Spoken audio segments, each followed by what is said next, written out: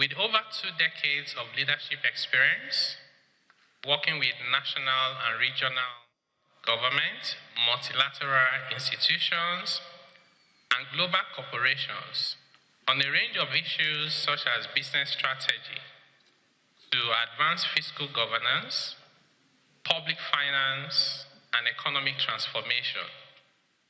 My professional journey across the private sector, academia, and public policy has provided me with extensive experience in fiscal and economic matters. However, this moment is not about my personal accomplishments. It is a call to serve our country at a critical time when Nigeria faces significant fiscal challenges, but also remarkable opportunities.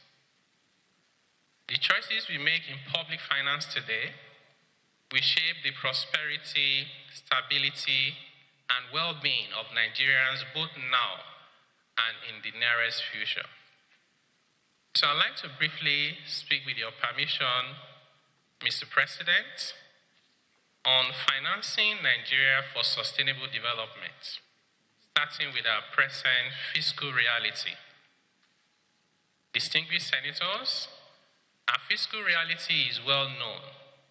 Government revenue remains low relative to the size of our economy, while demands on government continue to rise, from infrastructure and healthcare to education, security, and social protection. Economies that cannot generate sufficient revenue to meet their basic obligations struggle to secure their borders, protect their citizens, and maintain social cohesion. Fiscal fragility amplifies insecurity through unemployment, poverty, illicit economies, and weakened state capacity. Just to give context as to the size of the challenges, but also the size of the opportunities.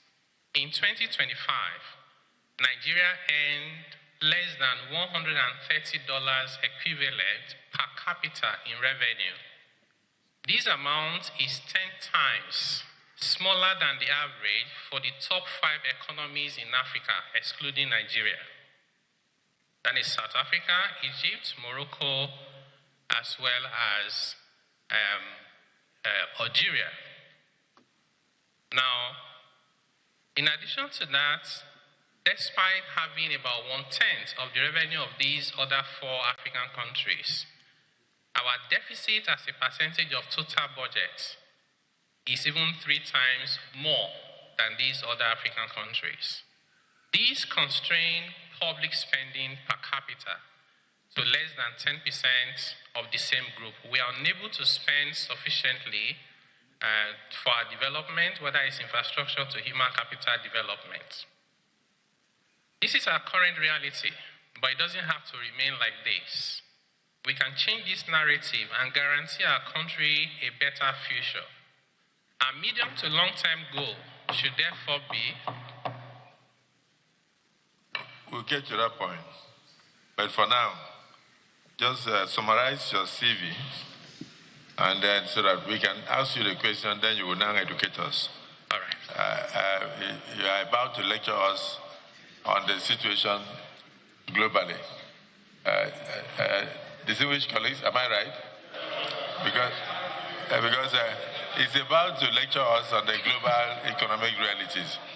So just give us to know whether you went to school. Did you go to evening school or afternoon school? Those are the things we want to know now. Thereafter, you go into, and when you are answering the questions, you can now, because you are full of fire now, from what I'm seeing. So do that in the next 2 minutes. Senators will ask you questions and you answer. Thank you, Your Excellency. So my name is Taiwo Oyedele. I'm from Ikaramakoko in Ondo State. Indeed, I'm 100% Nigerian. I went to a primary school in the village called Ikaramakoko Local Authority. the local authority school that I went. Of course, that meant local government was financing it at that time, and it was free. When I finished from my secondary school, from my primary school, I went also to a community secondary school, a school called Community Comprehensive High School, Ikaramakoko, where I was fortunate to graduate as the best student and won a scholarship that I'm very proud of 500 naira that enabled me to write my final secondary school exams. I proceeded from there to the Federal Polytechnic Ado-Ekiti for my National Diploma in Accountancy, and from there to the Yaba College of Technology for my Higher National Diploma. After that, I did some foreign degree courses, including BSc in Accounting from Oswald Brooks University in the UK, and some executive courses in Harvard, Yale, as well as Gordon Business School and London School of Economics and Political Science. So the schools I attended were full-time, not part-time. I'm happily married to a woman, and I have 2 children. So I've had the opportunity to work in the private sector, but actually my real love, something that I love more than taxation, is to teach people. So that interest in teaching has taken me to about 3 universities today, where I'm a professor of practice at Babcock University. I'm a guest lecturer at the Lagos Business School, as well as University of Lagos. Before my current role, where I was invited by Mr. President of the Federal Republic of Nigeria to help lead about 100 other Nigerians from all walks of life to look at our fiscal system, including the new tax laws. Before then, I'd worked in the private sector, rose to the leadership position within PricewaterhouseCoopers, which is one of the top 4 global consulting firm worldwide. And I left as the Africa tax leader and policy leader for PwC. I had responsibility for more than 20 countries. Yes, Mr. President, we have been able to, working with so many Nigerians, develop a lot of reform initiatives, including those 4 tax reform laws, for which we are extremely grateful to the National Assembly. Without the National Assembly, we would not have those laws today. And those laws are taking us to the future. We also have, beyond that, a number of things we've worked on beyond taxation, including revenue from government assets, government-owned enterprises, harmonization of agencies, money from investment, as well as how we spend our money. To be honest, I think the question people have asked us the most with this reform is, when we pay our taxes, what is the assurance that the money will be used for their purpose? And I think this is a very legitimate question, which we think as a country we need to do better. So I think I'll stop here. I'm grateful for the opportunity, Your Excellency.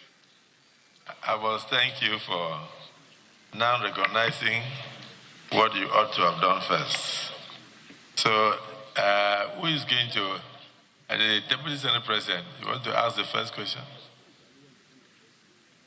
Thank you, Mr. President. Let me say, for the purpose of going through this kind of exercise, going through our ritual, if I would say, Mr. Taiwo is known to us. We all know him. We have interacted with him severally, individually and as Senate. We know him very well. His competence is not in doubt. We know he's very competent. We know his pedigree. He has a sound pedigree. We don't need to look at his resume. We know him very well. He's an expert. We've interacted with him. He has been here. He has answered several questions. He has shown his competence. He's very, very competent. That's a fact. Not even to us, to Nigerians. And I want to congratulate you and also commend the president for nominating you. That said, I don't want to go to the issue of competence because you are competent. No doubt about that. We will just tell you, just go because we know you and we know what you can do. But my question is this. Apart from taxation, we have, we are endowed as a nation. We have solid minerals scattered all over the country. Even my village, there's gold. Kabo, there's gold in Kabo local government. But the issue is this. We've not been able to tap the appropriate revenue from our solid mineral. We're talking about only petroleum and so on and so forth. Now, as a minister of the Federal Republic, what can you do? What will you do differently so that we'll be able to harness, to harvest the revenue that we need to harvest from our solid mineral deposits through exploration and exploitation of this God-given endowment. What we see every day, we see the Chinese coming to exploit these minerals, take them away to their country. Not only Chinese, other nationals also do the same. But the fact is that when you look at our revenue package, the revenue framework, the revenue profile, you don't see much in terms of revenue coming from solid mineral in the revenue profile. What do you think you can do to make sure that we harvest what we need to harvest in terms of revenue to our nation when you become a minister? Now, please just jot them down. And if you are tired, we'll provide you with a seat. So you can sit down and write. But I see you're a young man and you are capable of standing. So if you are tired, just indicate and I'll get you a seat. But jot those things down so that you answer them not one by one in a series of questions to take it together. Senator, the way you are pointing your finger at me is as if it's as if you are asking me. And because of how close you are, I can't help but see you. My eye caught you since. Okay, you have the floor. Thank you, Mr. President. My name is Mohamed Taiwo. I represent Borno North Senatorial District. Well, I also joined the Deputy Senate President in adopting all the encomiums that was attributed to you by him and adopt same as mine. Well, my own is the Nigerian economy is largely public sector driven. It is only when the government spends that it will generate multiplier effect in the economy, thereby bringing food on the table of Nigerians, create employment and what have you. But we have started witnessing a very sad trajectory in our budgetary implementation. And I am posing this question to you based on your background and peradventure if Mr. President in his own wisdom decide to take you to Ministry of Finance. That's where it's going. That is why it's going. Oh, it's already mentioned. Okay, so that question is apt and germane to you. My question is, we have started witnessing a very ugly scenario of non-implementation of budget. And the economy is public sector driven. For example, in 2025, we have zero allocation with regard to capital projects. Yes, with regard to implementation. Zero allocation. Zero implementation. Zero release. Zero release of capital component of the budget. So, what steps are you going to do to nip in the bud this ugly scenario of non-implementation of the capital component of the budget that has negatively impacted on the economy. And we are now witnessing avalanche of protests by contractors across the nooks and crannies of the country. Thank you.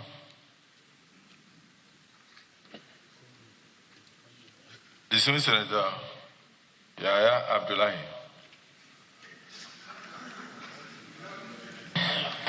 Thank you very much, Mr. President. My question is quite directly related to that of the Chief Whip. And I think I also share the position on the competence and the professional propriety, adopting the nominee. But my question is an extension of what the Chief Whip has said. Recently, and I think over the past 2 to 3 years, Mr. President has succeeded in stabilizing the economy, bringing down inflation down. So a lot of the monetary side of the economy is in order, or getting in order.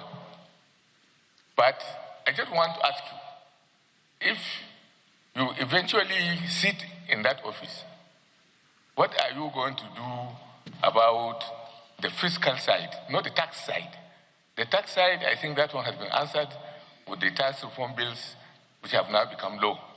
And I want to congratulate you for having been a leader in that very supreme effort of Mr. President. But then, you have to pursue growth. What we have, you are pursuing a fight against inflation, a fight for fiscal stability, for monetary stability, but you are not pursuing growth. And like the Chief Whip said, that's where the issue is, because the Nigerian economy depends a lot in public spending. If you curtail public spending, what you are actually doing is that you will go to stagnation. And once the economy stagnates, the inflationary pressures that you are fighting are going to rear their ugly heads and consume us all. So we want to know, when you become a minister in the Ministry of Finance, what fiscal policy initiatives, apart from the taxation which you have already done, in area of government spending, and particularly implementation of the budget, where are you going to come and make sure that these issues are tackled in order for the economy not to go into stagnation? One of the major issues that I think very few of us have ever confronted was the specter of having contractors that are not owing too much, coming to demonstrate in front of the National Assembly, preventing the National Assembly from doing his work, and blocking the Ministry of Finance for a pittance of the work that they have not been paid. This is an aberration on the image of this country, which I hope when you get into the Ministry of Finance, you should be able to correct. But policy initiatives have to be raised in such a way that growth is restored to the Nigerian economy. Thank you. It's very rare for the public to have confidence and love for tax collectors, even in the holy books. Tax collectors are never loved, but you can see the avalanche of encomiums on you. Your intellect is not in doubt. Your capability is not in doubt. You are very cerebral.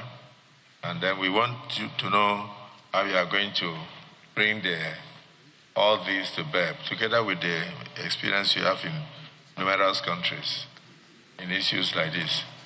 For instance, public spending will give you more tax.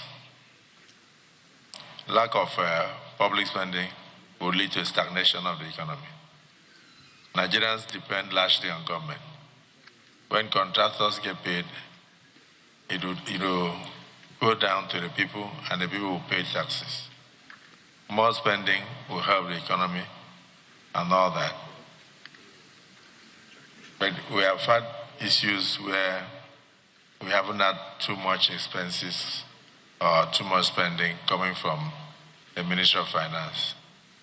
So, and you are going to that ministry. So they just want to know what you do differently to reject the economy and assist Mr. President to transform his policies down to the grassroots.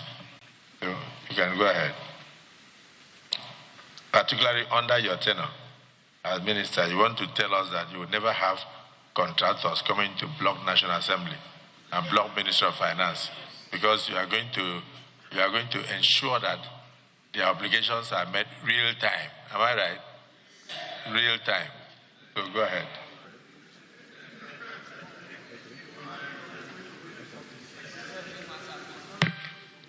Our Deputy Senate President said that the contractors will even block you from going into your office. Thank you very much, Your Excellency, the President of the Senate. I'll take the first one from the distinguished Deputy President of the Senate.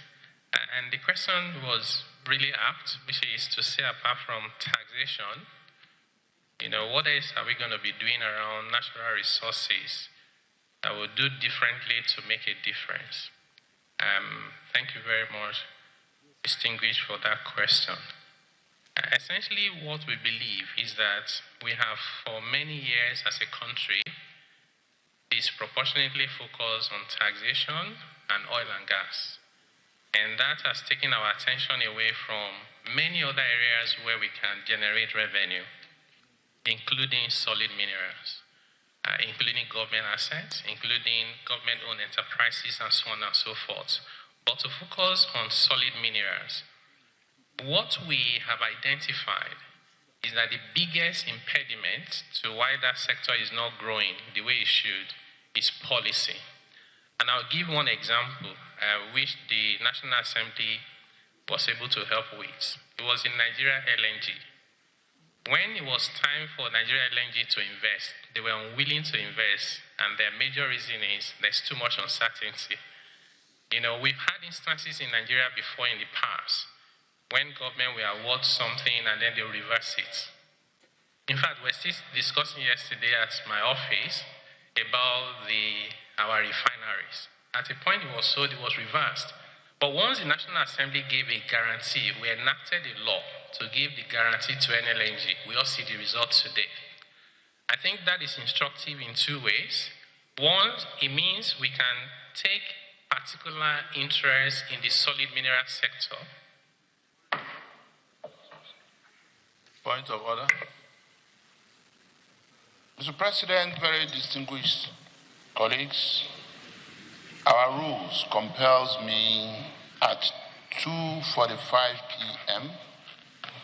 to rise on a motion for extension of time to enable us sit beyond 3 p.m. Mr. President, I most respectfully admit that because of the seriousness of the issue on the floor, our colleagues trying to see how the nominee would translate from the side of revenue to that of expenditure, and the nominee displaying so much brilliance for Nigerians to see. I was caught up in that. So I want to apologize that I did not do this at 2:45 p.m.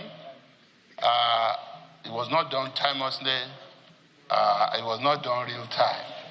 So, Mr. President, sitting as chair, I want to move that time be extended based on Order 8, sub 3 of our rules, that we agree to sit beyond 3 p.m. to enable us conclude the issue at hand, and also that I be deemed to have done so at 2:45 p.m.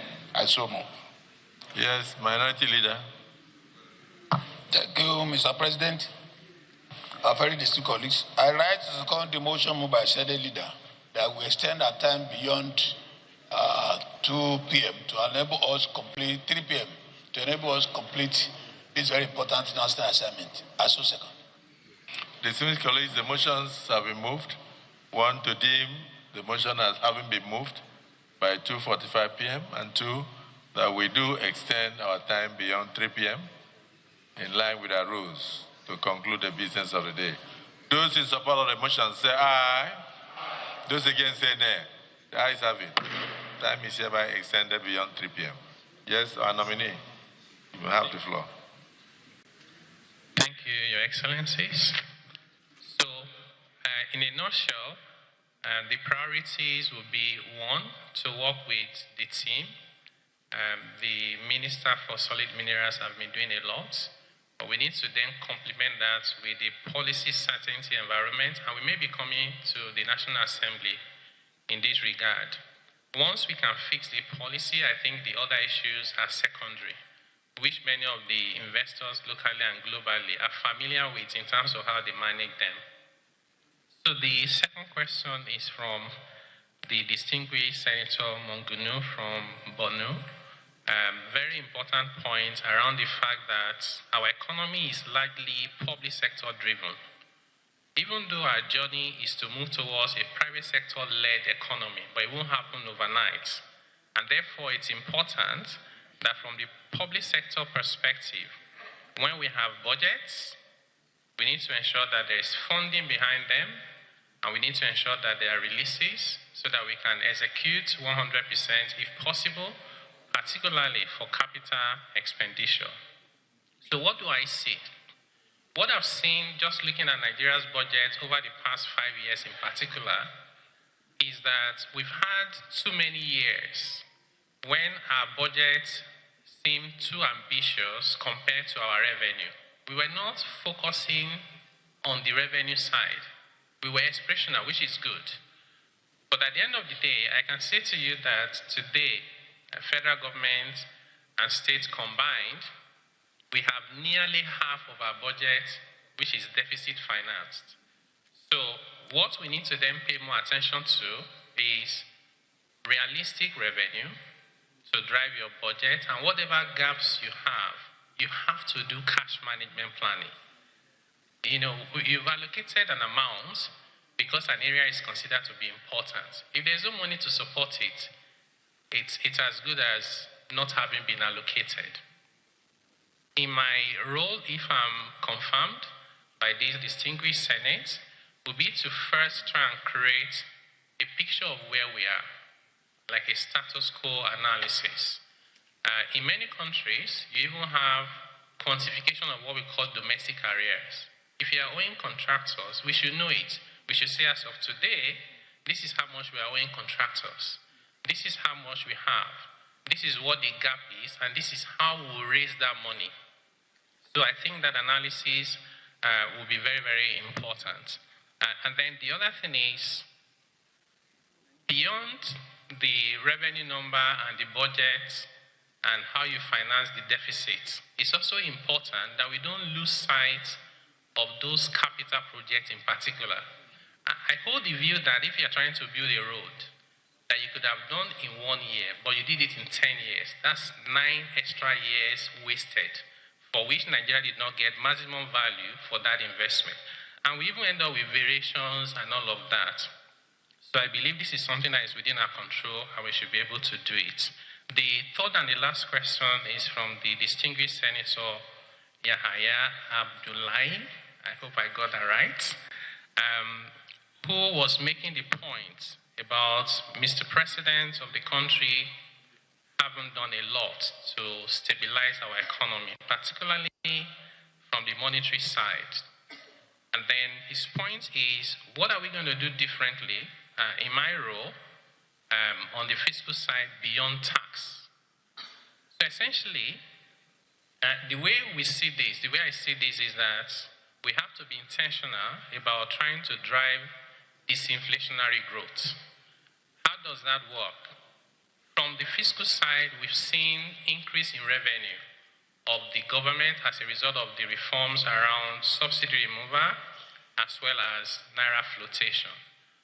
Now, if you get more revenue because you take out subsidy, it's actually a transfer from the people to the government. So that sacrifices that the people make, the only way we can make it worthwhile is to spend that money in the areas of priority to them. And they could be as basic as road from the farm to the warehouse, factory, and the market. And you see the impact on the people almost immediately. Health center, schools. So the spending is one area we want to prioritize, both at the federal government level, but also working with the sub-national. We've actually started this conversation. I was invited to the National Economic Council retreat about 2 weeks ago, and these were some of the conversations we've had. So we believe that government can improve how we spend wisely, productively, and to help address issues around inflation. I have two very important examples I want to give. So this is not academic. If you think about it, the more room we can create to generate revenue and find the cash to fund our activities, the better for us. If you look at Nigeria's Eurobond, we have somewhere around $18.5 billion Eurobond. In the next 5 years, we have about $7 billion maturing. So which means in 5 years, we need to find $7 billion. But here is the good news. The rate, the yield on those $7 billion worth is now about 20% less than when we issued them. In other words, just imagine that we issue $7 billion to refinance the one that is falling due. We save ourselves from looking for $7 billion in the next 5 years. The amount we use to service the debt on a yearly basis falls by hundreds of millions of dollars. So you win in 2 dimensions. And imagine channeling all of that into productive capital expenditure. The impact will be significant. The other thing that a lot of Nigerians are talking about today is that we produce oil. Why are we bothered or being affected negatively by what is going on in Iran? Israel, Iran, and the US, they're quite far from us. But we are feeling the impact at the pump almost every other hour. In fact, one driver was saying that the amount he bought in the morning was different from afternoon. And I think that Nigeria has an opportunity here. What do I see? When we do our budget, for this 2026, we're about 64.8 is the benchmark for crude oil per barrel. And there's a risk. The risk is that if it falls below that, we're going to panic. If it goes above that, our people will suffer for it because they'll pay more. We can come up with a strategy, and this is done in several countries, of selling our crude forward. So Nigeria can say, how much barrels do we need equivalent to service Nigeria?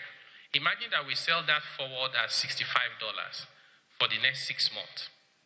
We do 2 things. We guarantee that we can finance our budget. Number 2, the Nigerian people have the stability that the price will not be going up and down the way it has done in the past few days. These are some of the ideas that I believe we can explore further with different stakeholders and see how this works for us. Thank you very much, Your Excellency. Honourable Minister, to be honest with you, don't go into areas that will keep you here till 10 p.m. Why I'm mentioning this is that we have heard that we even had forward sales, and then we never saw the impact on the economy. So you are coming into an area, what Nigerians will be very concerned about will be to have a minister who brings in innovation. We now have a president who has brought in innovations. But I give you one example, bitumen.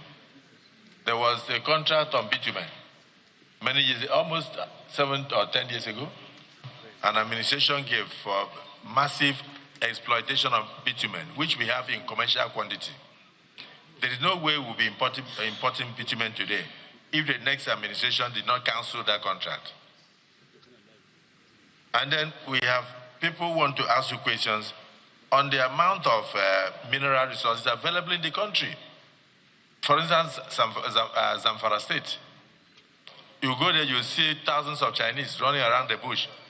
Despite the kidnapping, they are not afraid. Why are they there? Because something is attracting them. Illegal mining. You go to Niger State, you see gold. If it rains, if you are not careful, you pick a small quantity of gold on the ground. Nobody is exploiting all these things. It's totally, and then it's not only crude oil that we can pick on the floor. Then, of course, lithium is in commercial quantities, and I want to congratulate the governor of Nasarawa State. On behalf of the president, I commissioned the first lithium factory, and he has informed me that he has one that is bigger than that is even twice that. So we need innovation. You are now going to be also part of the policy makers. You are not going to only generate revenue.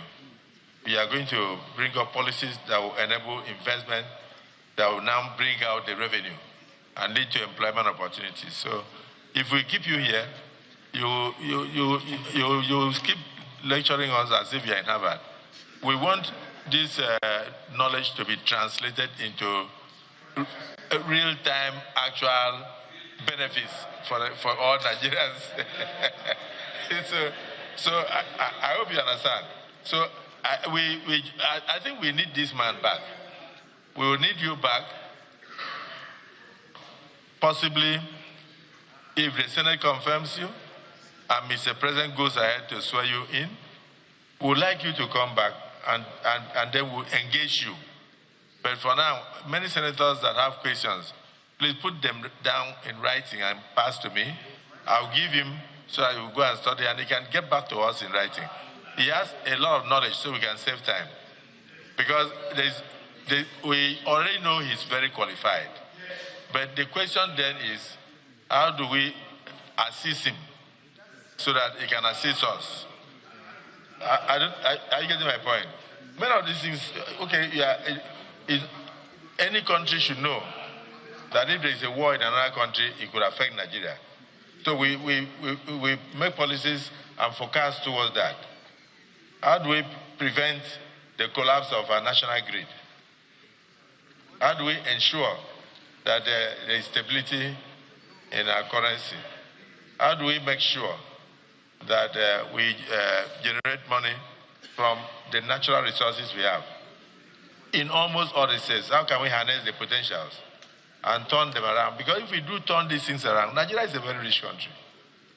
But we are rich and poor because the policies have not been very consistent. So this is the first time a president is looking at laws of 1939, laws of 1959, and trying to bring them into modernity. And we are happy with that, but then you are coming with a lot of knowledge.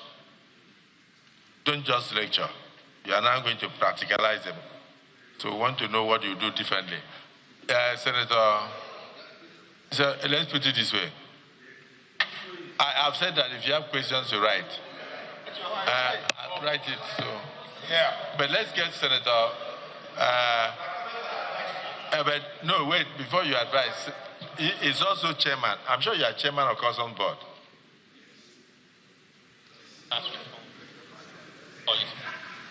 Chairman of the Tax Reform and Fiscal Policy Committee. But if you have met the minister now, will you be the chairman of Customs Board? Yes, yes. And so if you are going to be chairman of Customs Board, listen to somebody who's serving customs for over 35 years. Say, Father, no, let the father answer a question based on what he has noticed, because customs also they are involved in revenue generation. He needs the money to be able to spend.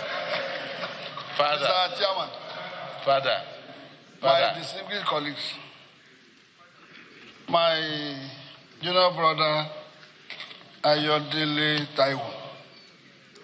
My name is my son. He's just a little older than my first son. Okay, but use your campaign voice so you can hear. Okay. You will take it. Okay. It's good you are here now. This is almost an emergency period, not classroom teaching here and there. You are back now. What we need now is the practical solution to Nigerian economic issues. Number one, here in the Nigerian Senate, when leader was here, Senator Vioma Agege stood up here. We are talking of illegal mineral mining. Before I come to, it leads to smuggling of illegal mineral to Iran and Iraq, to China. He stood up here. He informed us that Zamfara state government brought a molded gold of 150 billion to Mr. President to be given to Emefiele so that they can deposit it into the account of Zamfara government, not to the central post. He now asked whether we agree that they can go back to the creek and be stealing their oil. Some of us said, well, since they are doing it in Zamfara, you can go on. So this thing went back to 600 barrels per day. Before the federal government took a decision to stamp out this thing, to raise it to 1.3 million barrels. Now, the military operation is on water. We have stabilized smuggling on that place. What is going on in Zamfara before Nasarawa took over of establishing mining industries is appalling. Zamfara is the richest state in Nigeria. Gold, uranium, silver, lead. Today, there is no single dollar sent into the account of federal government. And we are borrowing money all over the whole world from those people that stole our destiny there. What can you do as Mr. Minister to stop this carnage so that we stop borrowing money all over the world? Number two, when late Buhari was around, it was misadvised that they should close borders. Close borders to Nigerians in about 7 states bordering Niger. We advise that it will be counterproductive because of rice production. Today, foreign rice has not allowed Nigerian rice to survive. Then, Tokumbo cars are all over. You will take a trip. You will see what is happening. Is it not possible for you to write a memo to Mr. President that since we could not even produce a car that is going to be cheaper for the common man to ride, can't we take duty, collect revenue on these smuggled cars and smuggled rice so that we can have these trillions of naira that is in the pockets of individual into at least half of it into the federal government cover so that we stop borrowing money? You are the chairman. Thank you very much. See what I wanted him to ask? Honourable Minister, in addition to that, Nigeria used to produce Volkswagen in country or assemble the parts in country. We used to have Santana, a car assembled in country. Pojo Nigeria Limited was assembled here. Many countries are not using all these foreign vehicles. They are using locally produced vehicles. Cuba and others, saving foreign exchange. What policy would you bring as a minister in charge of a very critical area of finance so that Nigeria can begin to at least assemble cars before we think of producing cars? So we can use made in Nigeria cars. At the time, even the heads of states and governments were using Pojo vehicles manufactured in Kaduna, I think. Then we're using Santana, Volkswagen, manufactured in Lagos and assembled, well, and Leyland trucks and all that. So for us, that's why I said we will need you back so that we can sit down together and give you ideas, and you see where you go and implement them. Is there anybody from Ondo who wants to? No. Yes, Ondo is there. I know, but Ben, before then, before he goes, Who is there? let me hear from. Let somebody from his state attest to his character. I mean, we cannot bring a nominee like this from Ondo. It's a pride of the state. Let us give the senators from that area an opportunity to also express their confidence in him. Point of order. Go ahead.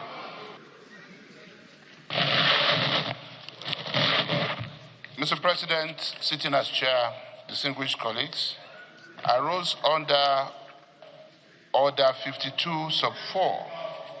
And if I have your permission, Mr. President, I will read. Order 52 sub 4 on our rules of debate says a senator must confine his observations to the subject under discussion. I may not introduce matters irrelevant thereto.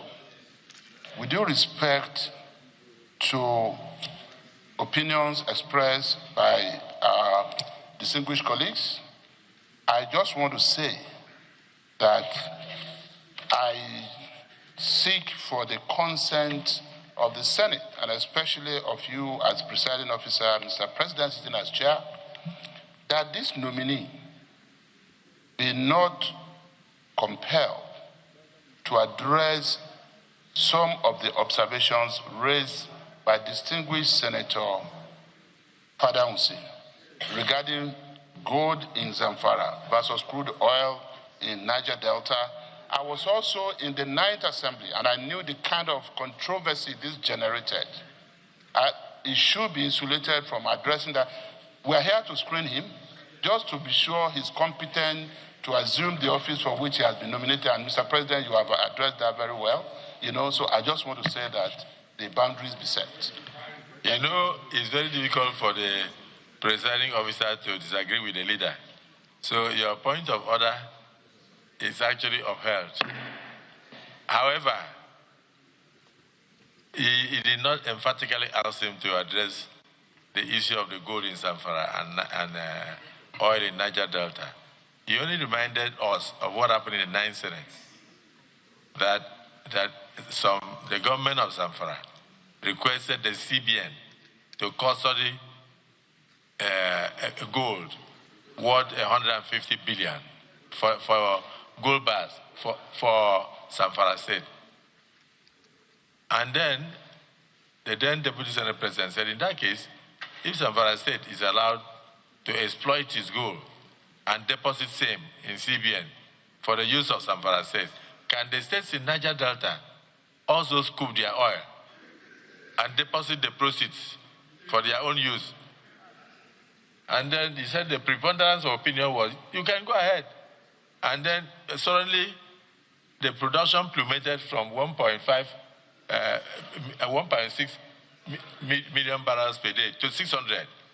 So they had to come back and say, no, you cannot do that. Niger Delta, you can't do it. And so they sent in the military and others to stop the illegal mining or crude theft. And so the production went up.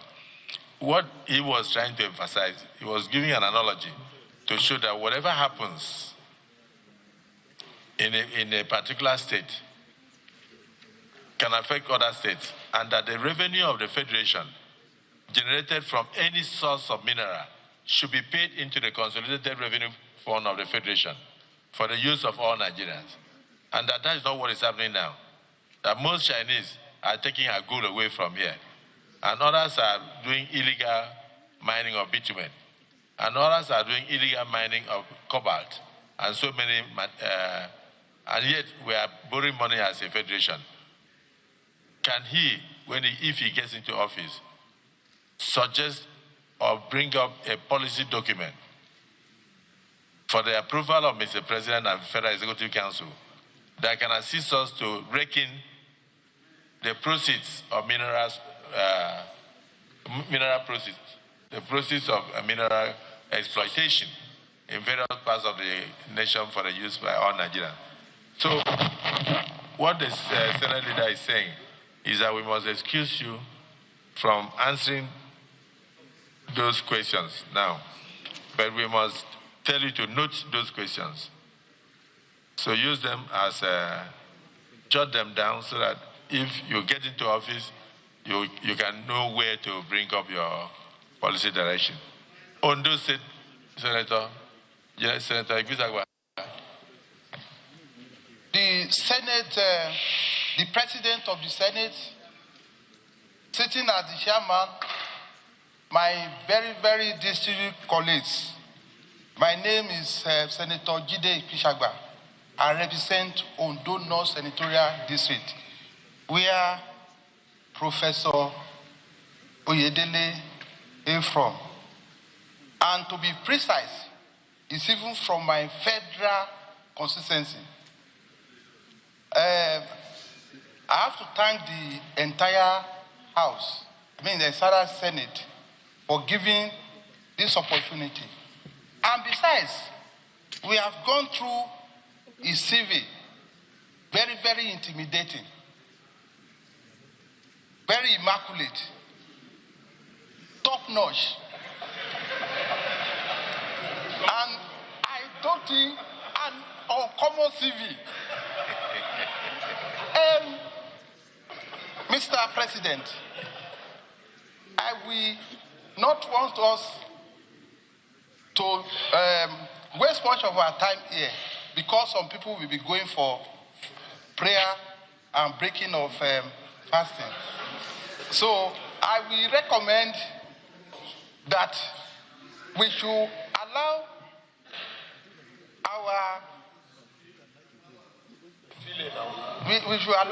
our pride, the pride of Ondo, ministerial nominee to take about, or probably when he answered those questions from his attitude, because the taste of pudding is in the eating. This pudding has been eaten while he was organizing a tax reform program, and the entire country has benefited from it. Please, Mr. President and fellow district colleagues, we should allow him to go. Thank you very much. Is that a motion?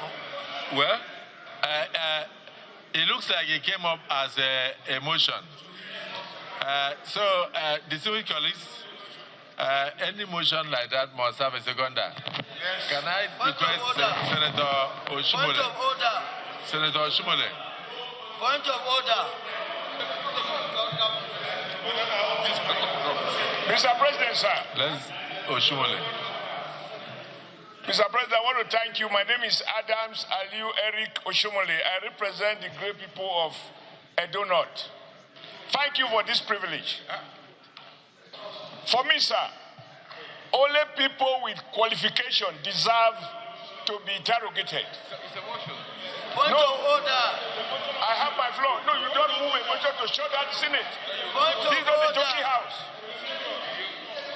I have been recognized. We have a presiding officer. We don't have assistant presiding officers. Please allow me the privilege. What I want to ask, Mr. President. You are recognized, but please, my distinguished colleagues, every single person here has one question on the other on the economy of the nation. We have just found that the man is qualified. That's number one. Point of order. On what? Yes, Senator Wadaga. What order?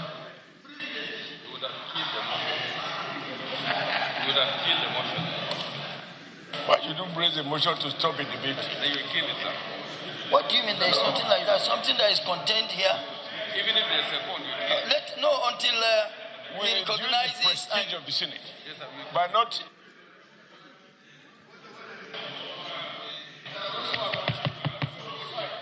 Order, Master.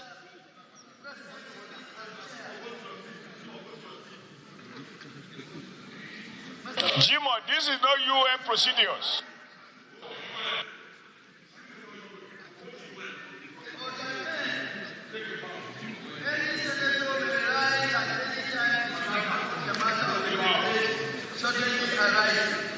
And the Senate prepared to move without notice. A motion declaring that the content of or breach of privilege has been noticed, or referring the matter to the Committee on the Privilege. But if the matter is taken to the Committee on the Senate, the chairman shall leave the chair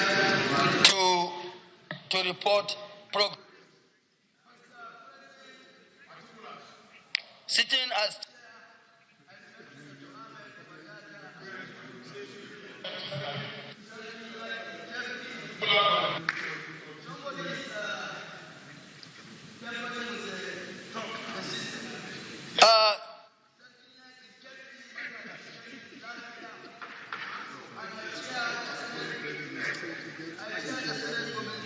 committee.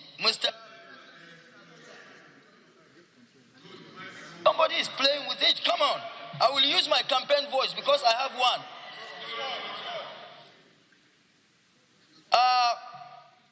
My privilege as a sitting senator representing the most closest senatorial district to the FCT, my privilege as the chairman Senate Committee on Public Accounts will be infringed upon if I am not allowed to speak now on this matter. Thank you.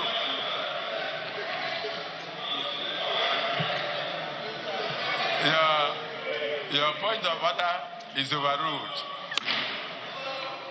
Yes, because you only speak when the eye of the presiding officer catches you, not because you are chairman of a committee. And you said it's a privilege. It is not a right. No, it's not a right. You are only talking about privilege. But if you have anything you want to say, jot it down. People are already writing down questions and giving to him. So, Oshomole, did you second the motion? No, sir. I thought, sir, with profound respect, you did not second the motion. Senate, remember, sir, under your leadership, we were intimidated by previous nominees, and they are now being replaced for this new one to come in. I think that the purpose of screening is for us to know the policy choices, not to shut down debate. Once the principal officers have spoken, the rest of us are going to cover. There is motion on ground. I do not think that's the way it should be. I want to know the way the mind is working. We are dealing with a budget that performs on recorded, it doesn't perform on capital. I need to know what it is. Senator Oshomole, in view of the fact that I recognize you when you raise your hand, thinking that you are going to second the motion, and the motion has not been seconded, so far the motion of Senator Igbisagba that he be allowed to take a bow and go is hereby killed. Yes? Who wants to ask question? Who wants to ask question? Let them talk. Please, let me explain. Let me explain. Please sit down. Please sit down. Even Senator Wadada has a question. There's nobody that doesn't have a question. But please just use 1 minute or 30 seconds and ask question. Let him write it down. Even if he does not answer all, let's just give everybody an opportunity to say something. Senator Buhari. You have recognized me, sir. Thank you. No, it was to take on the motion. We'll come back to you. Okay. Thank you, Mr. President. Buhari Abdul Fattah Oyonot. Mr. President, I join my other colleagues to thank... After you, Senator Issa Jibrin. After Senator Issa Jibrin, Senator Olarode. After that, Senator Sugo Ekpenyong. After that, Senator Yaradua. After that, from Senator Shumole to Senator Ashiru. And from Senator Ashiru to Senator Ibia. From there, in 30 seconds, that means in 5 minutes, we can finish this. Thank you, Mr. President. Mr. Taiwo, my question is this. You are one of the strong actors of the... Senator Buhari? Sir. Sorry, since you are not on your seat, you have lost the chance.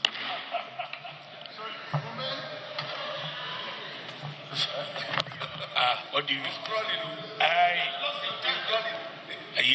Mr. President, like I said, the question is just directly to Mr. Taiwo. 30 seconds. Thank you very much.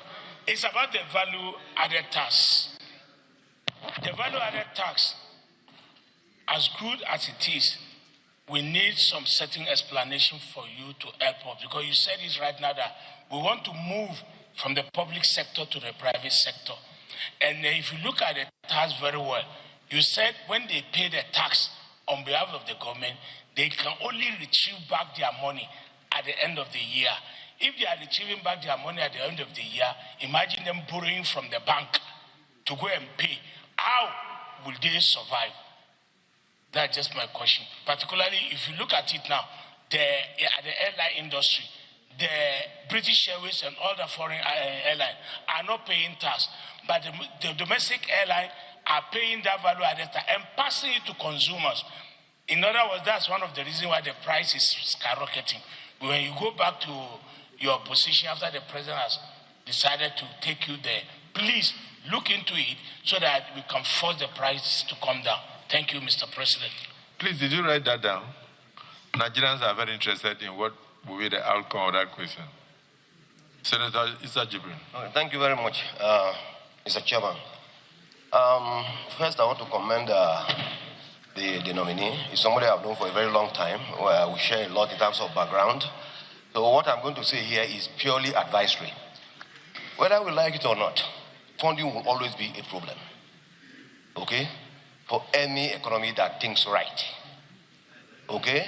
You cannot limit your expenditures to your income. If you do that, you cannot grow. So, and that is why there's always provision for debt financing. I want to commend the federal government for what happened recently in terms of refinancing arrangements. That I think by now those refinancing arrangements must have been concluded. And that means that we are going to refinance some of our existing loans with less expensive and longer tenured loans, which is very commendable. But having said that, I want us to dwell a bit on the issue of public-private partnership arrangements. I want us to create enabling environments, actually through tax incentives for various establishments, various companies, various private individuals, private enterprises to partner with the government. There must be a way to encourage these people, especially foreign investors. As you know, foreign investors don't only look at Nigeria, they are looking at the conducive environments all over the world. If your terms are not conducive enough, they will not come here. We must be able to come up with package, okay, that will attract these foreign investors to come down to Nigeria and partner with us. Then secondly, the issue of import substitution strategy or enforcement of import substitution policy. There has been import substitution strategy all along, but it looks like it is not enforced. Okay, today you see fabrics all over the place, imported from all over the place. And we go to Kaduna, the Texas companies that were flourishing before that, employ so many people, go to Kaduna, Kano, they are all dead. So we must be able to enforce our import substitution strategy to protect local investors. Thank you very much. You notice that most of them are very qualified. He has been an executive director in a bank. He has worked for years. So when he's asking you, he's asking for a point of knowledge. But he's a chartered accountant also. He's a fellow. So yours is to also listen to them, take something back, so you can go and work. I hope you understand. Senator Asuko Ekpeyon, I had mentioned how it will go. Thank you very much, Your Excellency, distinguished colleagues. My name is Asuko Ekpeyon, Senator representing Cross River South. Mr. Taiwo Oyedele, a lot has been said about your capacity, competence, and commitment in service to Nigeria over the last 3 years. I endorse that without any reservation. My question is this, though. Nigeria today has a revenue problem, as you have stated yourself. Now, the nomination has designated you as Minister of State for Finance. Under the Ministry of Finance, there's an arm, the Ministry of Finance Incorporated. This arm is saddled with the mandate of managing the portfolio of assets and investments of the federal government. MOFI. Ministry of Finance Incorporated. MOFI.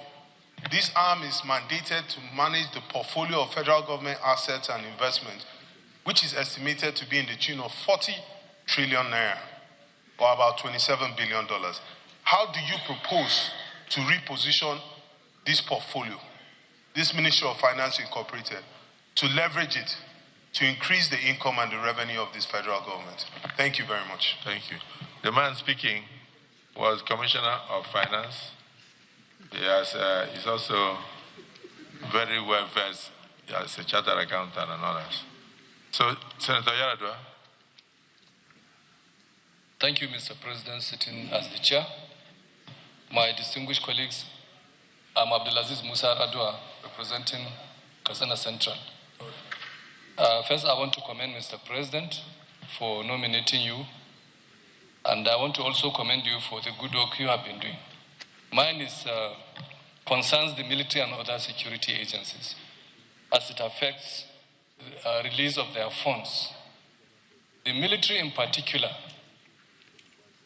especially during various operations, they need a lot of combat enablers, which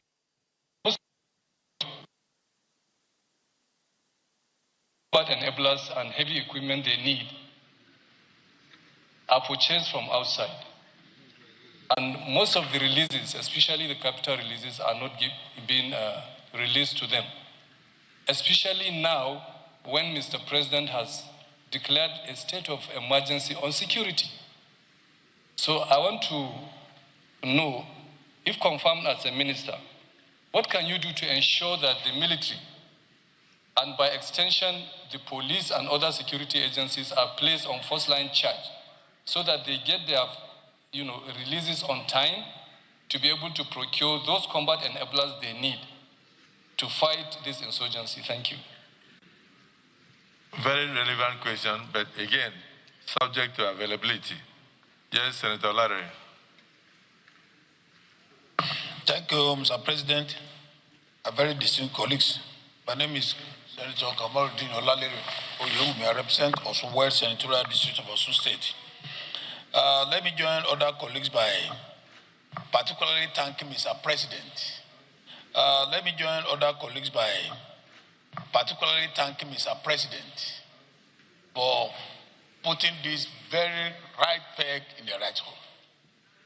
Nigerians have seen, they have tested your capacity when you brought up the initially very controversial tax bill. But the way you went through that tax bill, going across various sectors of Nigerian academia, businessmen, further exposes your dexterity and grasp of the subject matter. And that's why people are so happy. Because it's like bringing a coach to the football field. You prepare the tax bill, is now passed. They now ask you to come back, to come and monitor the spending of the money. And you said when you are speaking to us that people in town that are going to pay tax are asking one germane question. After paying this tax, where will money go? And said that is a germane question. Temper will be maintained. How we do it, God will give you the wisdom. Secondly, this one is an advice. I want to take from the Minister of Finance. Ishawale has one credibility in the Senate or National Assembly generally.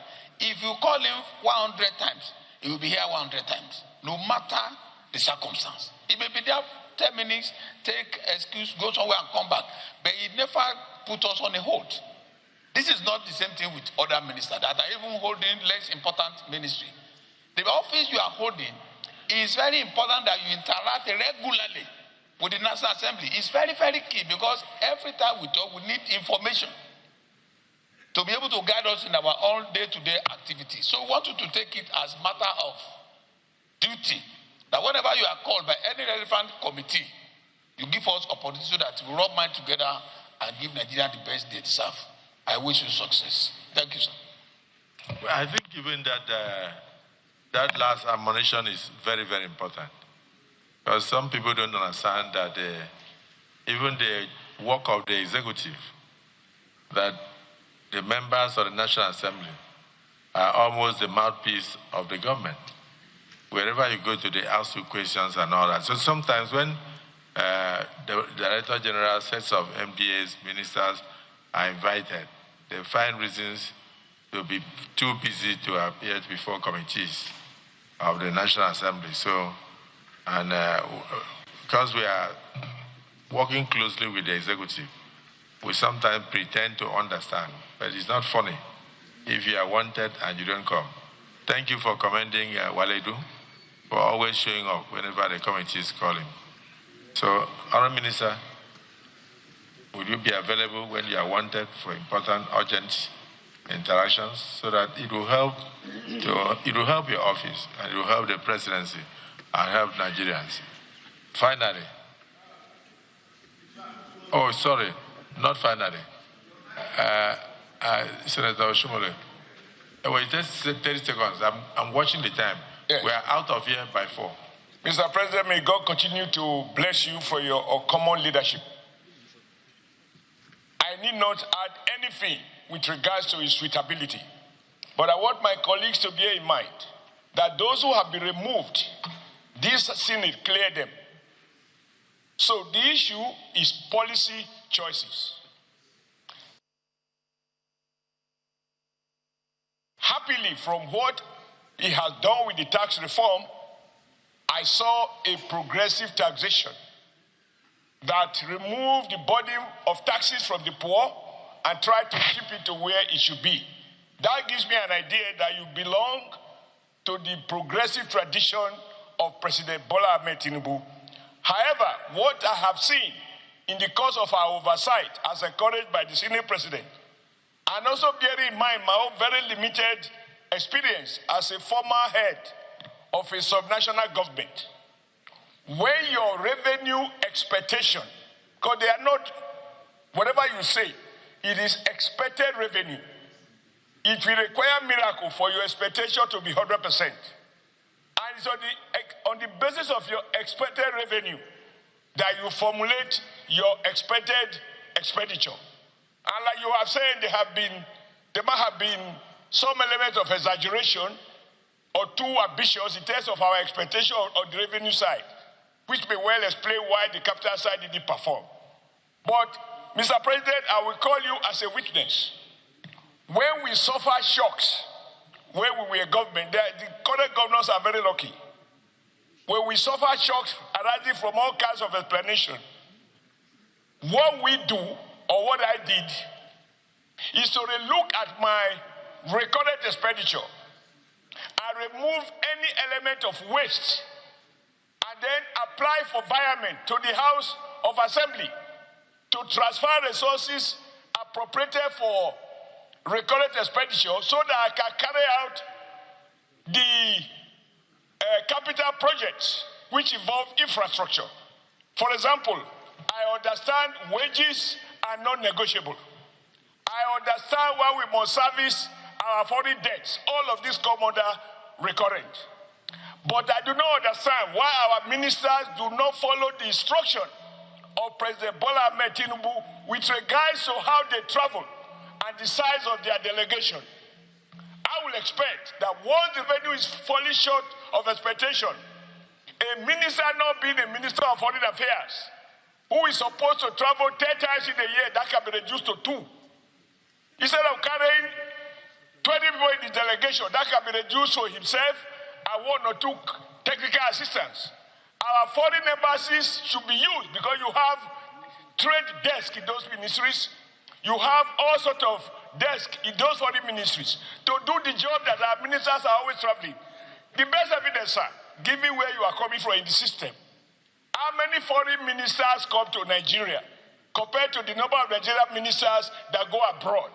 So this wasteful aspect of our recurrent expenditure, which I have seen, committee after committee, you can run the federal government recurrent expenditure net of salary and debt obligation with 50%. So if you transfer that 50% through environment, you will have been able to fund some element of the capital side. The tragedy now is that whereas the recurrent perform 100%, the capital side, which is for infrastructure, is the one that performs 0. This is not how public finances is done. If you do it that way, you will find that even the workers you are paying them to render a service. When that service is not rendered because there's no capital provision, you are just paying people for doing nothing. So under your leadership, and considering the effort you invested in tax reform and prayerfully in tax collection, you must also ensure that the use of that money, when the president says, I am trying to fetch a bucket of water from a dry hole, when he fetch it, it shouldn't be used for a minister to go and live in Washington, to go and live in London. Everything our ministers must attend. How many foreign ministers come to Nigeria? How many foreign ministers of trade come to Nigeria? How many ministers of, you name it. So I want to plead with you that we should have a sensitive balance, because in the affairs of nations, no nation have enough to meet all the needs. That is why the business of government is about prioritization. May you prioritize our expenditure pattern in such a way that never again shall it be the case that because we didn't have enough money, we are able to fund recurrent, but our capital perform zero. Thank you. You have the wisdom, you have the intellect, and I'm sure you command the respect and the trust of Mr. President for him to have moved you to this level, for which I am very happy for you. Thank you. Thank you, sir. Thank you. You call me as a witness. Believe that in Akwa Ibom, when they tell us that we have lost 600 barrels of crude, and therefore allocation has dropped, you see all your capital projects. We had a zero allocation, or zero revenue from oil for over a year. We didn't have $1 coming into the consolidated revenue of the Federation because of policies. And so that made us to share 300 and something, 400 and something as governors. Today, governors are sharing 1.9 trillion, 2.something trillion, and all that. That's why I said, what a wonderful time to be a governor. Yes, we had to find all sorts of means to survive and still deliver the dividends of democracy to the populace. So, Honourable Minister designate, we are saying we did our best under very difficult circumstances. So, rejig the situation. Look at the recurrent expenses, and then also look at the capital component, where the recurrent expenses is too much, and where certain frivolous trips are to be avoided. You have to advise on that. You understand? You are carrying all these weight of questions because we don't have any other person with us now from the economic team. It's you alone standing here. So I apologize, but you can see the way they are feeling. Senator Ipia. Mr. President, distinguished colleagues,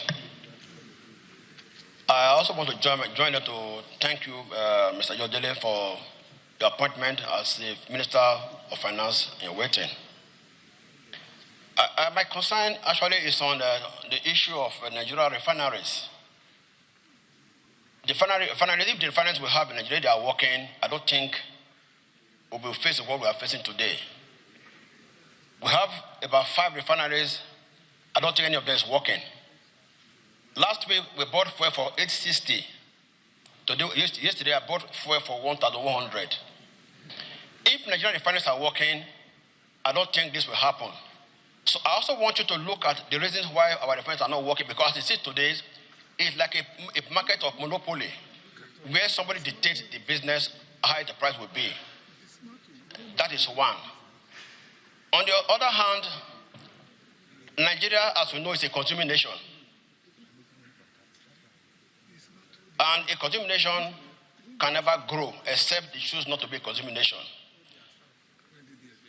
And as I believe, within now 5 years' time, according to research, AI will take over most of the businesses. What are your plans? How do you think Nigeria job seekers will cope with this situation in 5 years' time when AI has taken over most of the job for the youth? Because the youth, as we know, they are the leaders of tomorrow. And if jobs are not created for them, the issue of insecurity, banditry, all of them will still be there. So I want you to look at this area critically and tell us how you can look at this, how you can forecast ahead to ensure that we create jobs for our people in some years' time, because in some years' time, AI will take over the market and there will be a lot of job lost. So I want you to also look at this area as the Minister of Finance, because you are the hub. The economy is in your hand. The policy you adopt will look hard, will focus how the economy is going to go. So I want you to look at this area critically. That these are my few points. I wish you success. Thank you. Thank you, Senator Ashu. Mr. President, distinguished colleague,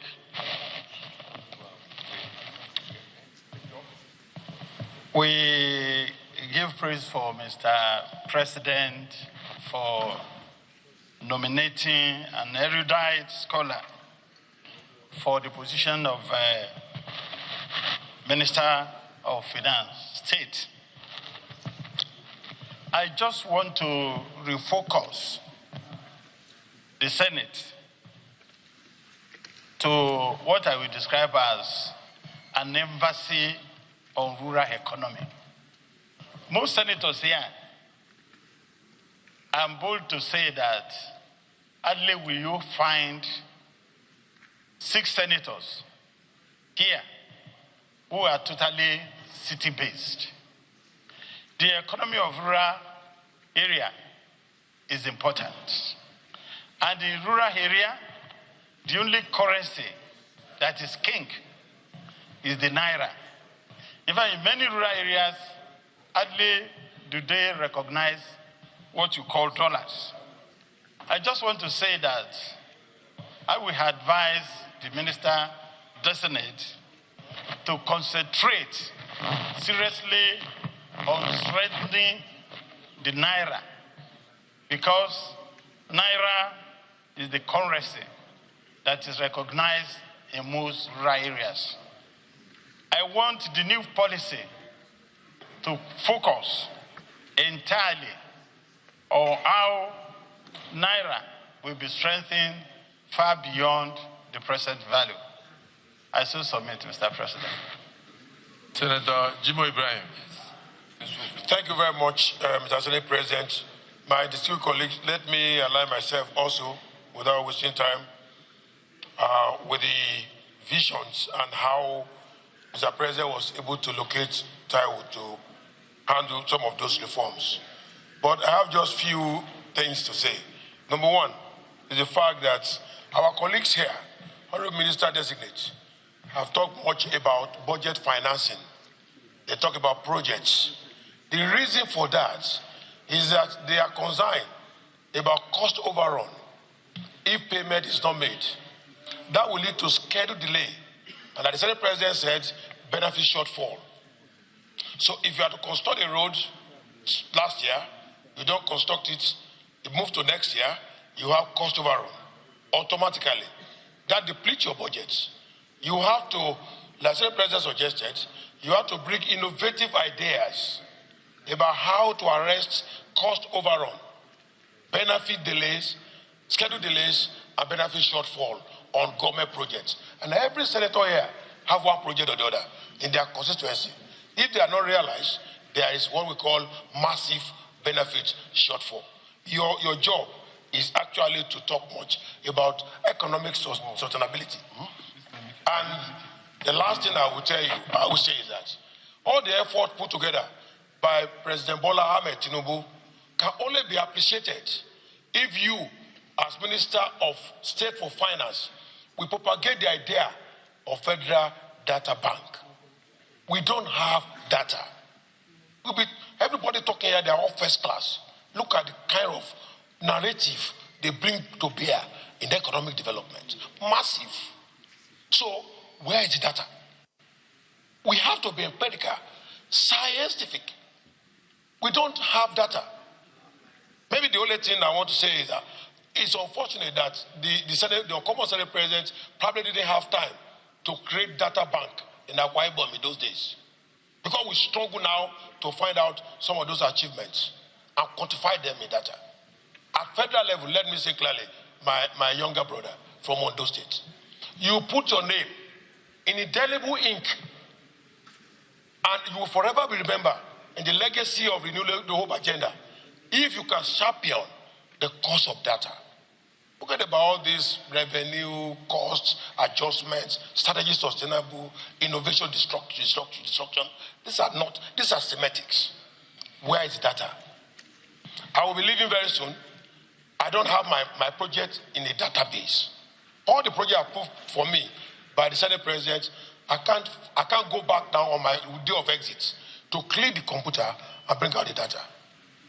Asuwaju almost spent his life at presidency in Nigeria on national cause. Will he leave after 8 years without being able to print out scientific data?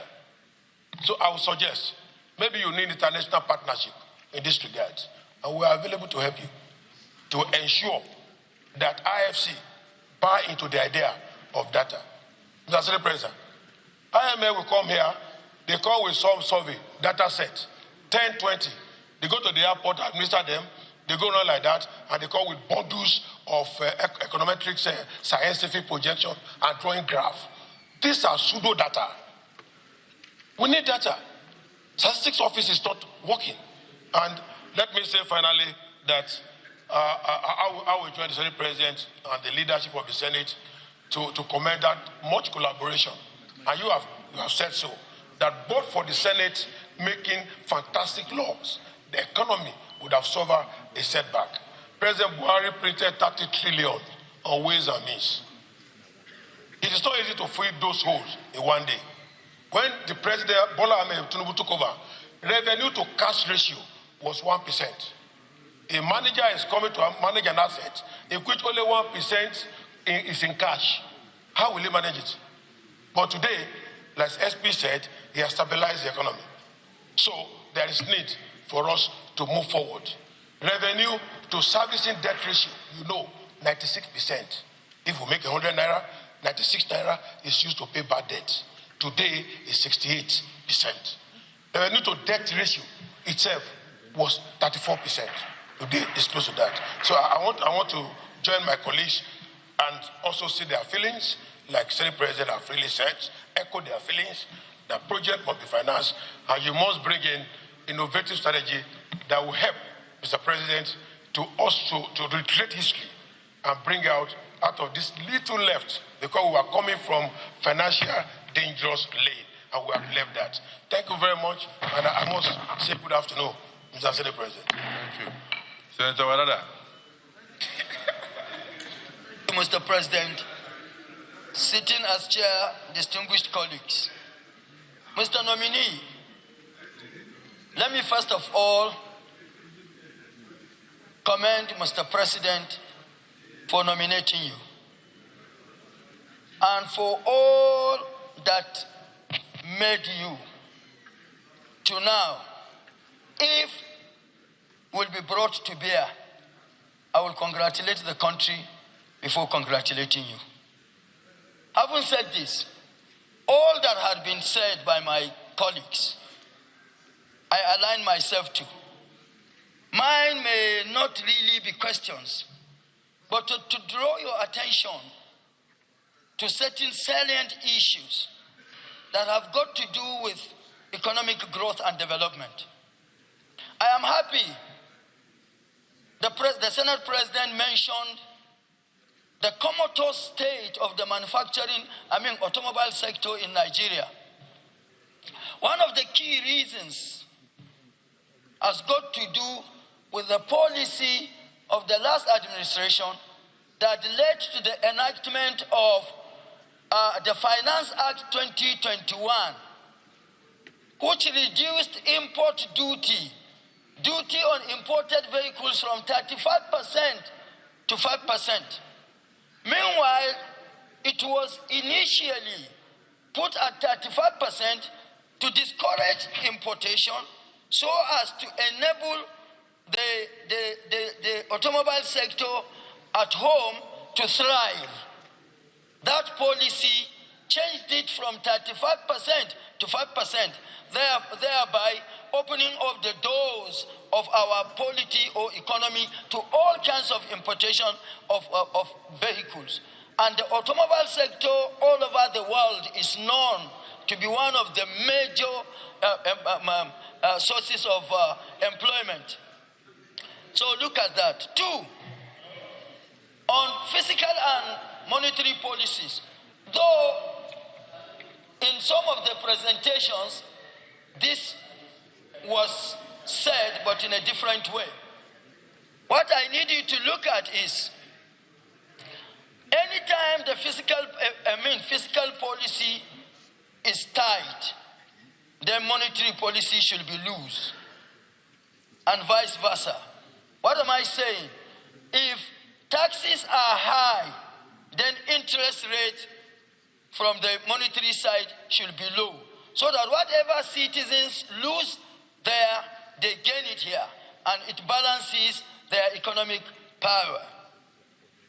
Then private sector, as much as we are heading towards a private sector-driven economy, which is as a result of the policies brought onto the table by the government of the day, President Ashwaju Bola Ahmed Tinubu. You now want to ask him a question, right? Mr. President, you are distracting Are you asking a question, or you are trying to lecture him on what he should do when he gets into office? I am directing him to that's why I said mine may not be questions, but drawing his attention. No, we are looking for questions. So I can turn them to questions if you want. They are my materials. They are all my intellectual properties. So I can turn them to anything. Mr. President, the uncommon president, I am speaking uncommonly. The private sector, Mr. Oyedele, you had said in a number of fora that MTN, as a service provider in Nigeria, pays the highest VAT, which was pegged at 200 billion per month. In 2024, MTN paid for the whole year of 2024, 250 billion as VAT. How do we strike? I am speaking now from the perspective or angle of being chairman, Senate Public Accounts.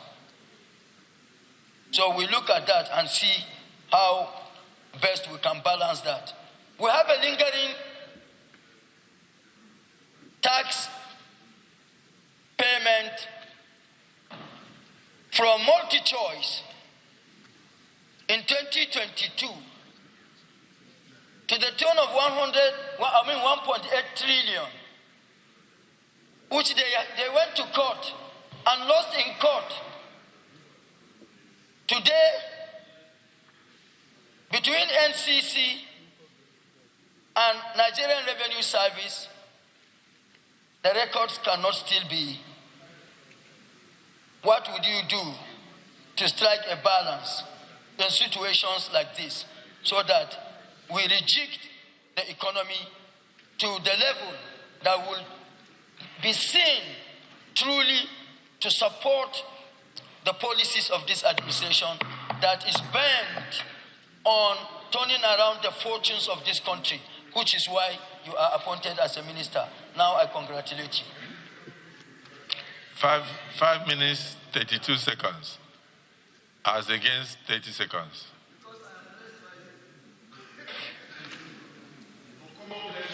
Senator Victor Ahmed, just round off with 30 seconds so we can go.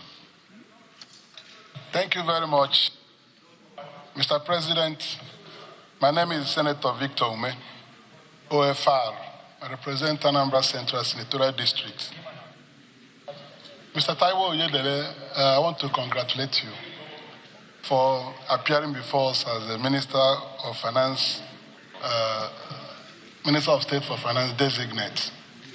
I encountered you in a number of public fora debates on tax reform bill, and you recall my contributions during those debates.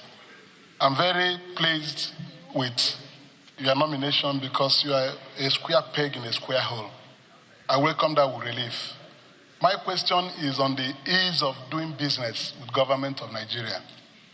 Ease of doing business. You know that for things to go well and for the government to enjoy favorable rating, the ease of doing business is a very important factor. Any person who does business with government should be able to get paid. Should be able to get paid. He's 50 years, Mr. President. 50 years old. Very strong man. Okay. So my concern is on the ease of doing business with government of Nigeria. My colleagues have spoken, particularly the chief whip of the Senate, on issue of budget implementation. But the particular concern I have is when somebody does business with government, as the Minister of State for Finance, how will we bring confidence to bear in that transaction that somebody who has performed will get his money on time as soon as he discharges his responsibility in the contract? So as Minister of State for Finance, how are you going to guide this process so that that confidence level will be built again? That if you do your business with government, government will pay you as soon as you discharge your own part of the agreement or the contract. Thank you very much, Mr. President. I'm very happy, Mr. President, that you finally recognized me today. Finally? Yes, I've been raising my hand, so I'm happy, very happy with you indeed. My eye did not catch you. Thank and you got me at the right time. Thank you. Thank you very much. Thank you. So that the Southeast will not be marginalized, two of you can ask questions at the same time. Decide amongst yourselves. I should ask. Thank you, Mr. President. First of all, I want to commend Mr. President, President Tinubu, and also commend the Senate for the time we led the nominee to expand our tax net. My questions are very simple to you. You can see, I also want to commend the Minister of Finance we are going to be working with. He's one of the ministers. When you invite him to this Senate, he will be there 10 minutes to time to wait for you to come. I hope you will abide by that. My questions are simple. Inflation has gone from 24% to 15%. Food inflation has gone from 21% to 8%. And the capacity utilization of industries are stagnant. Manufacturers are not selling goods in the warehouse. And the ministry, we see either Ministry of Agriculture or Finance importing wheat or something to make rice, paddy for rice. We are not encouraging our farmers to go back to farm, and we cannot do. Senator Bola was talking here. What President Tinubu has done a lot to grow this economy. What we are lacking now is growth. People must come out and fight. You people who are technocrats, everything is not about president. People who are working with the president should stand up and work with him and show how the economy can get headway to growth. How are you going to do this that manufacturers will regain confidence of manufacturing of their goods to the Nigerian market? What are you going to do for manufacturers who are today not exporting? They are not even servicing the local market because of capacity utilization is down and imports are down. Raw materials are not coming from the bush. I might know you say, no, that is security. How are you going to work to coordinate with the coordinating Minister of Economy to make sure that we come on track? We cannot be speaking all this grammar without actual growth on the economy. We'll be wasting our time. President has stabilized foreign exchange. President has stabilized fuel, although you can see what Iran is doing. We must also see a way we can build a valve in that if Iran or US is sneezing, Nigeria will not be sneezing. We'll be laughing if need be. But laughing on people dying is not possible. But we'll laugh on our economy. What are you going to do to help President Tinubu to continue building and putting growth on the economy? This is my question to you. Thank you. I am very happy you are appointed, and I'm happy you are a very good candidate. Nobody can doubt that. I've known you for a long time, and you will do very well to support the main minister there. Thank you very much. Thank you. Yeah, just 30 seconds. Thank you, Mr. President. I won't take as much time as Ojo Sokalo. I just want to thank you, Mr. Senate President. Sometimes you do uncommon things. You have allowed us to ask questions to this nominee. And Nigerians will see that we're asking questions. Because this nominee is capable. It's not most times when you bring a capable nominee, you just ask him to take a bow and go. You have stopped all those. I want to commend you, Mr. Senate President, for giving us this opportunity.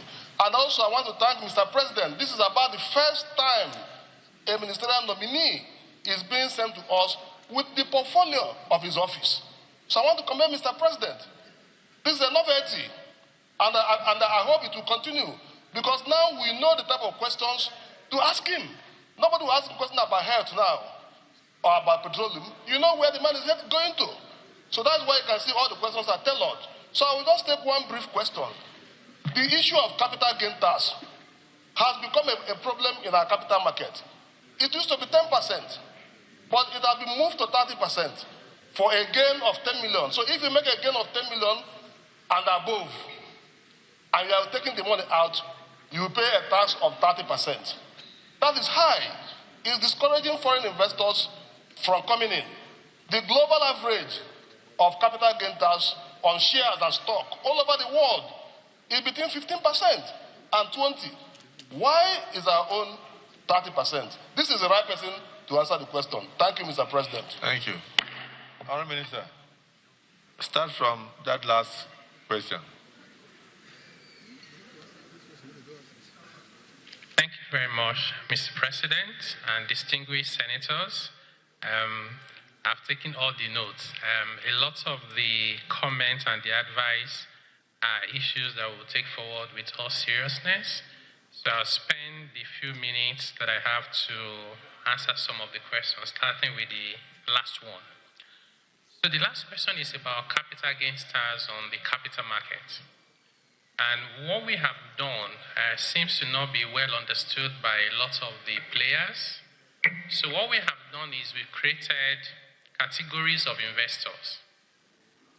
Category 1 is where you have like 99% of the investors who don't have portfolio where they can sell up to 150 million naira a year. So anybody who sells up to 150 million naira a year with gains no more than 10 million pays no capital gains tax at all. If they exceed those thresholds of either more than 150 million or more than 10 million naira gain, they have another exemption, which is just reinvest. You buy the shares of X, you put it in the shares of Y. Why did we do that? One of the most fundamental attributes for a capital market, Nigeria needs a capital market that can grow to about $1 trillion because we need it to fund our development, private sector and public sector, like the size of South African market. One of the most fundamental attributes for a capital market is liquidity. So you need activity so that when you buy and you want to sell, you are not stuck there. And one way to create that is to incentivize reinvestment so that that liquidity will be there. So that was the reason we brought that. Essentially, everyone, including foreign portfolio investors with hundreds of millions of dollars, are entitled to total tax exemption. It's just that we attach a condition to it to say, please reinvest. If you are not reinvesting, the remaining 99% of investors are people just trying to invest. We have between 60 to 90 billion dollars that is invested by Nigerians in virtual currencies, virtual assets. These people don't invest $1 million. It's $50 here, $200 here. We want that to be attracted to the capital market without any incident of tax, no conditions attached. So we are confident that this policy will help the Nigerian market. We're discussing with the stakeholders because we know no law is perfect. It would be arrogant for us to think that the law is perfect. We'll use data, and as the need arises, we'll come back to the National Assembly with finance bill to make corrections as we go along. The other issues that were common from many of the questions, which are also critical, one of it is manufacturing and creating jobs. and issues around import substitution. Incidentally, we've done some work in this area. We've spent enormous amount of time with Manufacturers Association of Nigeria and their members. One of the things we identify is that our fiscal policy is not properly aligned with the goal of industrialization. And I'll just give one example. We did an analysis and we found that the tariffs when you import raw materials and intermediate products, the tariff is higher in most cases. The tariff is higher in most cases than the tariff on the finished product. But there was a gentleman who came to one of our sessions and said, all these things you are saying is nice. And he showed me the document, gave me a copy. He said, this is what I produce. Duty is 5%. I need some raw materials to produce it, it's 15%. And he asked me a simple question, do you want us to continue to produce in Nigeria? So those issues, I can give the assurance that working with the team, we will look at them so that we align our fiscal policy with our aspiration of industrialization and import substitution. There's also the question and comment that is very important around the interplay between the monetary policy and the fiscal policy. Particularly, how do you make it, trying to avoid complex stuff, to make it counter-cyclical. If you are tight on monetary, how do you adjust it from the fiscal side so that you don't choke the economy? And some of these measures is also tied to spending, which is one of the questions that has been asked. You can be intentional in making sure that your spending is to drive disinflationary growth. When you spend money on infrastructure, for example, you accomplish so many things at the same time. Imagine you are building roads. You cut the time for travel and the cost for travel, including the cost of logistics. But you're also creating jobs because people are working on those construction work, they're feeding their family, and they're paying taxes.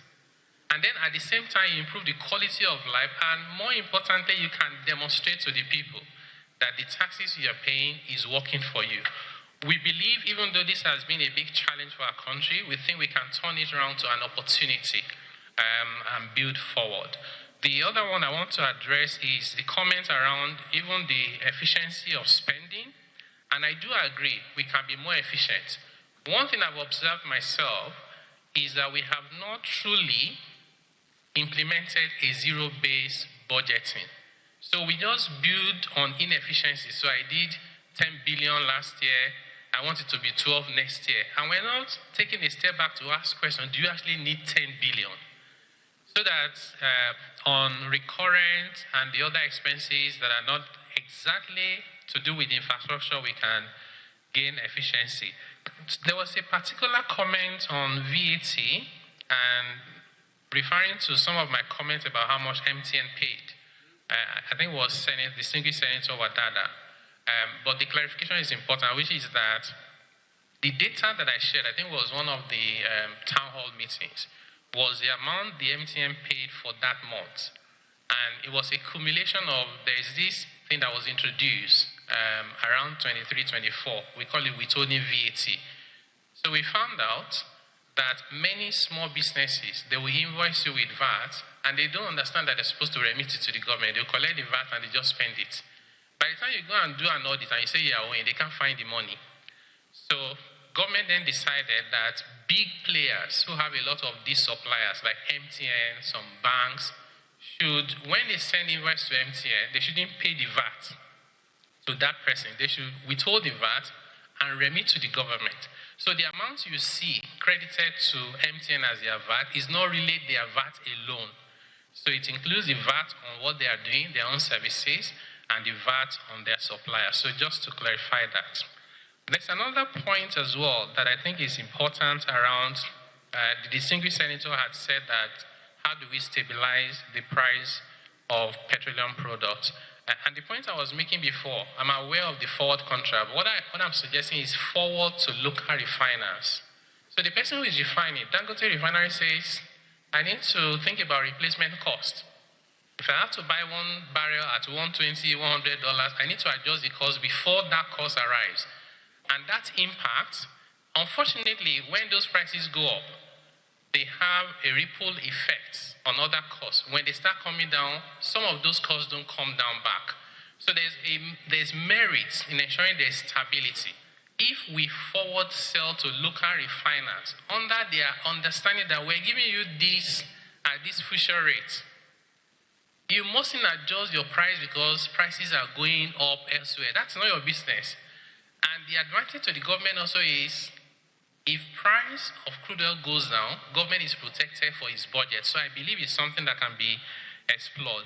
I think the last thing I want to mention, like I said, we've noted all the points. We're grateful for the advice and the input, and we look forward to more engagement. I promise the Senate and the National Assembly that anytime you call, I'll show up, because it's something I have done in the tax reform, even in difficult circumstances. We never hesitated to show up. We think that's what public service is about. So the last one I want to talk about is this payment to contractors. It also came up several times. And I think that beyond ensuring that as a government we can be trusted, you ask me to go and do something, you say it's 1 billion. Maybe you gave me 200 million, I borrowed money to complete it. I now have to beg you for years to be paid. It creates a lot of damage. And I'll tell you, we also pay what I call the trust deficit premium. What that person will do if they ever work for government again is a 1 billion project, they'll say is 2, because they need to keep financing the fact that we will not pay on time, and they are paying interest at 30%, they will build it into it, which means if we can be more deliberate in saying this is the budget, this is the revenue, beyond the revenue, this is the cash planning.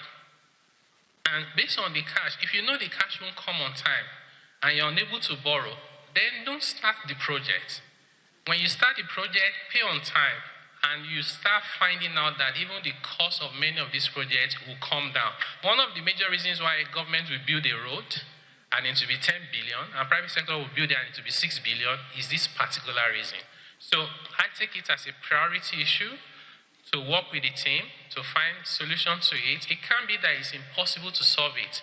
But there are countries around the world where you rather work for government than even the private sector because it's the sovereign. But in Nigeria, sometimes this can be a challenge. So, Mr. President, distinguished senators, I'm very grateful for this opportunity to have this engagement with the Senate. And of course, if you approve and confirm my nomination, I look forward to more engagement. Thank you very much, and God bless you. Thank you so much.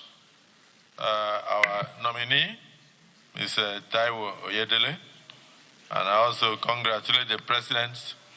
Your intellect is never in doubt. I want to also congratulate you for what you did with the tax reforms.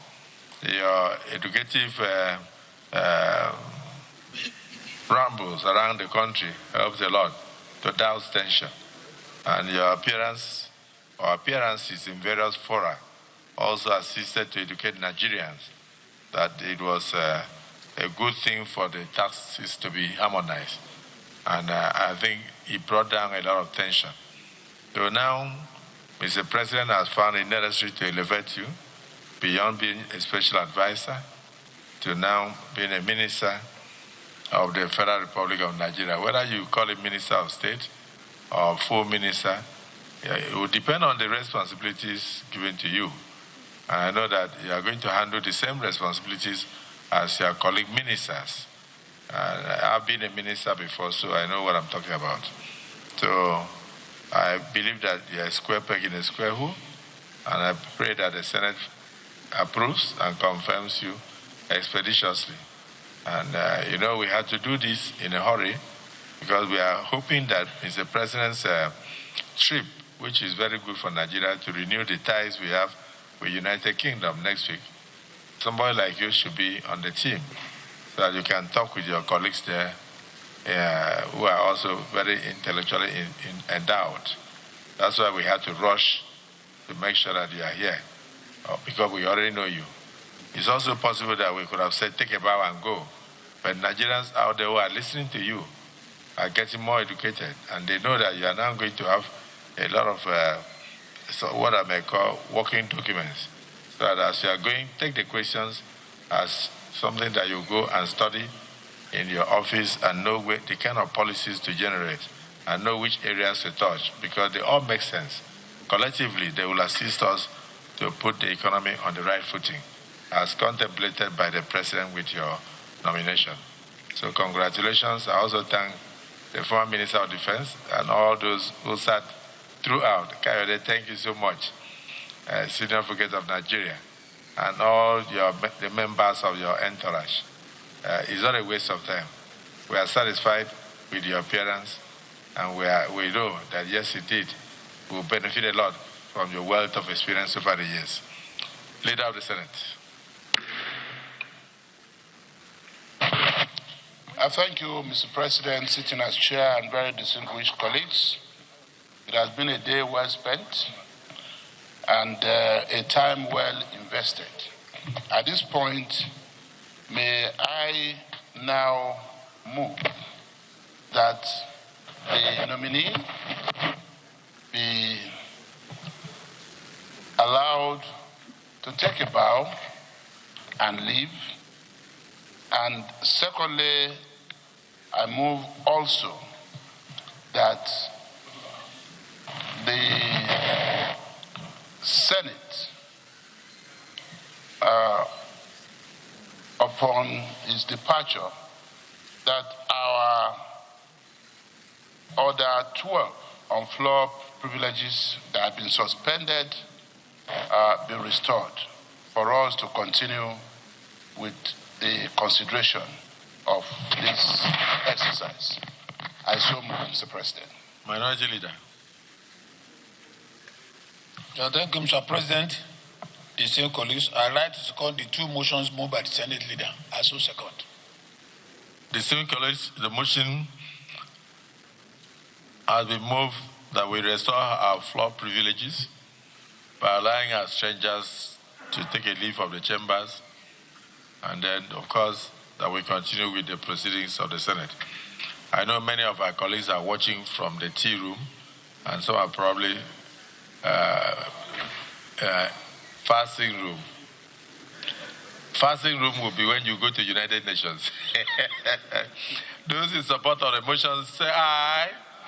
Those against say nay. The ayes have it. Sorry, Ashiru, you don't want him to leave. He has to. Thank you so much. Take a bow, and then you can leave. Well done.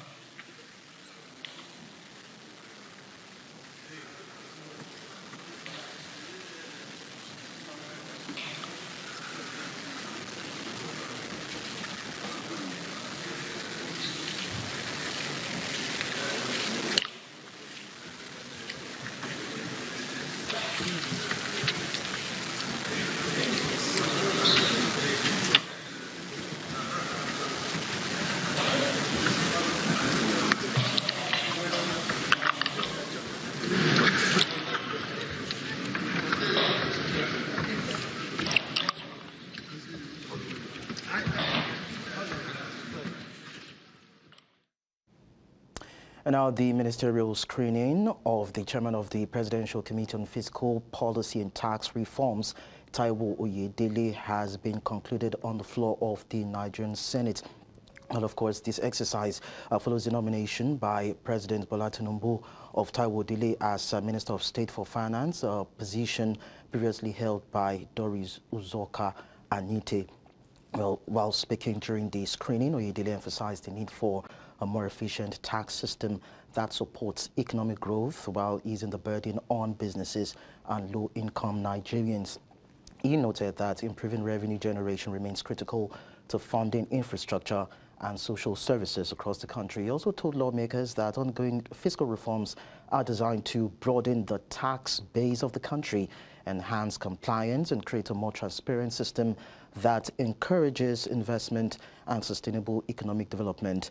The senators are expected to deliberate on his nomination, and of course, a final decision will be taken in terms of his confirmation. Well, during the course of the screening, we noticed that The lawmakers asked a series of questions from the nominee, which bordered on ensuring quality project financing, pushing for economic sustainability, tax incentives, capital gain, value-added tax, including improving the manufacturing sector and creating jobs. There are also questions around benefiting from the crude oil, how the country can actually benefit from crude oil price, and how the country can also look at improving and protecting the economy. There are also questions as regards consolidating our financial portfolios, policies and plans of government, while also making the oil and gas sector more efficient.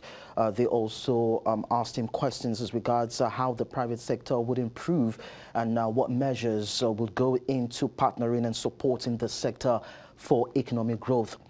So those were part of the questions posed to the nominee, that is Taiwo Oyedele. There were also concerns as regards how to make or manage the country's fiscal and monetary policies, while also improving the ease of doing business in the country. And while the nominee was reacting to these questions and concerns, he said that these are vital areas that he will sit back and look into and come up with actionable plans that can help drive financial and economic growth, not only for the Nigerian government, but of course Nigeria as a country. So while plenary is still on, in no time, there's the possibility that a final decision will be taken by members of the Nigerian Senate as regards the nomination of Taiwo Oyedele as the Minister of State Finance. So that's about it, as we understand. For now, we will continue to bring you updates as regards the plenary session as it concerns Taiwo Oyedele right here on News Central Television.